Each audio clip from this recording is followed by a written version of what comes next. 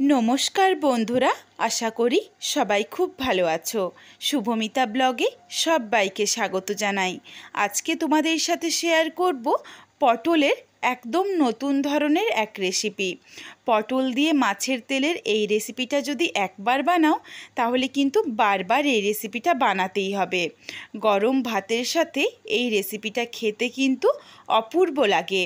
বাড়িতে অবশ্যই একবার হলেও পটল দিয়ে মাছের তেলের এই রেসিপিটা বানিও, এটা আমার অনুরোধ রইল তোমাদের কাছে। রেসিপিটা কেউ স্কিপ করো না, স্কিপ করলে কিন্তু আমি কি পদ্ধতিতে রেসিপিটা বানালাম বা কী মশলার অ্যাড করলাম সেটা তোমরা মিস করে যাবে, তখন কিন্তু রেসিপিটা খেতে এতটা ভালো হবে না। তাহলে চলো রেসিপিটা দেখে নেওয়া যাক। এখানে আমি প্রথমেই 4টে পটল নিয়ে নিয়েছি।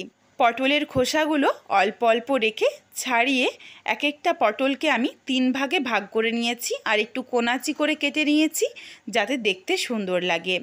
একটা মাঝারি সাইজের আলু নিয়েছি, আলুগুলোকে কিন্তু একদম ছোট্ট ছোট্ট করে টুকরো করে নিয়েছি। এইভাবে সবজিটা কেটে নিলে তাহলে আলু আর পটল কিন্তু একসাথে ভাজা বা সেদ্ধ দুটোই হয়ে যাবে, কোনোটাতেই বেশি সময় বা কম সময় লাগবে না। গ্যাস ওভেনে একটা কড়াই বসিয়ে কড়াইয়ের মধ্যে 2 চামচ পরিমাণে সরষের তেল দিয়ে দিয়েছি। তেলটা ভালোভাবে গরম করে নেব, আর এই রান্নাতে কিন্তু পুরোটাই সরষের তেলেই করতে হবে। তেলটা কড়াইয়ের চারিদিকে লাগিয়ে দিলাম যাতে কড়াইয়ের মধ্যে কোনোভাবেই আটকে না যায়। সুন্দরভাবে দেখো তেলটা গরম হয়ে গেছে। এরপর দিয়ে দিচ্ছি কেটে ধুয়ে রাখা আলু আর পটল। আলু আর পটলের স্বাদ অনুযায়ী সামান্য একটু লবণ দিয়ে দিচ্ছি। লবণ দিয়ে নাড়াচাড়া করে আলু আর পটলটাকে লো টু মিডিয়াম ফ্লেমে রেখে ভেজে নিতে হবে, যাতে আলু আর পটলটা বেশ অনেকটা সেদ্ধও হয়ে যায় আর ভাজাও হয়ে যায়। আঁচ কমিয়ে কমিয়ে দেখো আমি আলু আর পটলটাকে বেশ একটু লালচে রং ধরিয়ে ভেজে নিয়েছি, আর আলু আর পটলটা কিন্তু অনেকটা সেদ্ধ হয়ে গেছে। এরপর আলু আর পটলটা তুলে রেখে দিচ্ছি। এই রান্নাটা খুবই চটজলদি বানানো হয়ে যায়, আর রেসিপিটা কিন্তু বেশ ইউনিক আর খেতেও ভীষণ ভালো হয়। ওই কড়াইয়ের মধ্যেই দিয়ে দিলাম কয়েক ফোঁটা সর্ষের তেল। এর থেকে বেশি আর তেল দেওয়ার দরকার নেই, শুধুমাত্র ফোড়নটা ভেজে নেওয়ার জন্য এটুকু তেল দিলাম। তেলের মধ্যে দিয়ে দিয়েছি 1 চিমটি পরিমাণে 5 ফোড়ন। ফোড়নটা দিয়ে নাড়াচাড়া করে ভালোভাবে ভেজে নিয়েছি। ফোড়ন থেকে সুন্দর একটা গন্ধ এসেছে। এরপর দিয়ে দিলাম ধুয়ে পরিষ্কার করে রাখা মাছের তেল। এখানে কিন্তু আমি মাছের তেলগুলো ছোট্ট ছোট্ট করে টুকরো করে কেটে রাখিনি, ভালোভাবে পরিষ্কার করে ধুয়ে গোটা অবস্থাতেই রেখে দিয়েছিলাম। তোমরা চাইলে কিন্তু মাছের তেলটা টুকরো করে কেটেও নিতে পারো। মাছের তেলের মধ্যে দিয়ে দিয়েছি স্বাদ অনুযায়ী লবণ আর 1/2 চামচ পরিমাণে হলুদের গুঁড়ো। হলুদের গুঁড়োটা একবারেই দিয়ে দিলাম, তার কারণ আলু আর পটলের মধ্যে কিন্তু ভাজার সময় হলুদ দিইনি। এই হলুদের মধ্যেই কিন্তু ভালোভাবে রান্নাটা হয়ে যাবে।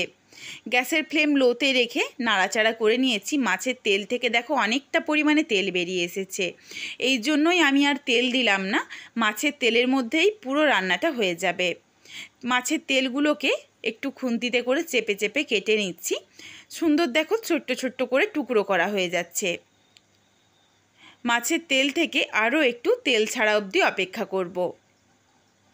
মাছের তেলটা থেকে দেখো বেশ অনেকটা পরিমাণে তেল ছেড়ে এসেছে। এর থেকে আর বেশি ভাজবো না।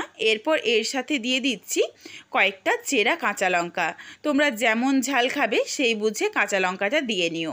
এই রেসিপিটার মধ্যে ঝালটা কিন্তু পুরোটাই কাঁচা লঙ্কারই হবে, তাহলে রেসিপিটা খেতে ভালো হবে আর কাঁচা লঙ্কার একটা সুন্দর স্মেল থেকে যাবে। আর দিয়ে দিয়েছি 2টো বড় সাইজের পেঁয়াজ কুচি। পেঁয়াজগুলো একটু মোটা করে কেটে নিয়েছি যাতে খাওয়ার সময় মুখে পড়ে।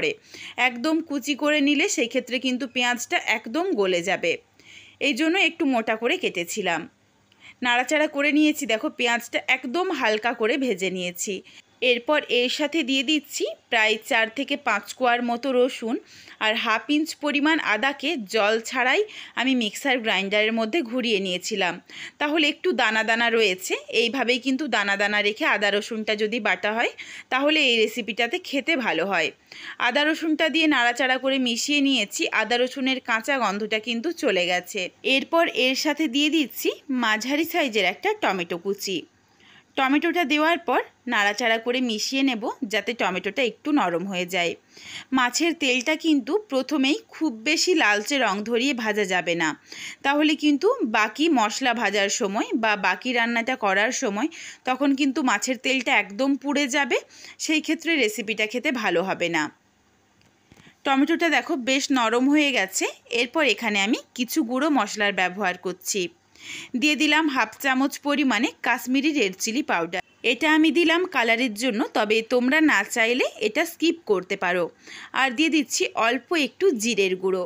এরপর নাড়াচাড়া করে গুঁড়ো মশলাটাকে মিশিয়ে নিচ্ছি।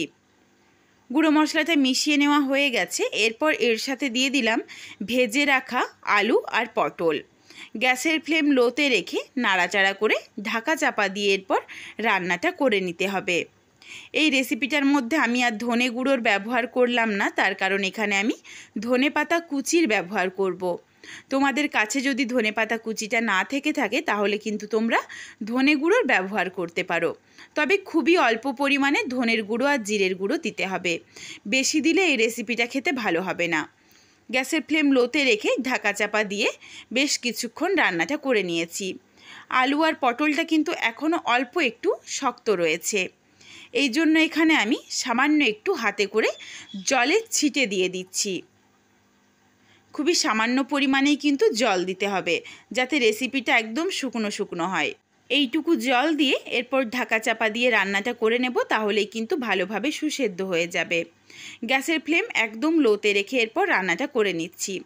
তবে তোমরা যদি গ্যাসের ফ্লেম লোতে করে আলু আর পটলটাকে একটু সময় নিয়ে ভেজে নাও তাহলে কিন্তু আর জলের ছিটেরও দেওয়ার কোনো দরকার পড়বে না, এমনিতেই ভালোভাবে রান্না হয়ে যাবে। গ্যাসের ফ্লেম লোতে রেখে বেশ কিছুক্ষণ রান্নাটা করে নিয়েছি। মাছের তেল থেকে দেখো বেশ অনেকটা পরিমাণে তেল ছেড়ে এসেছে।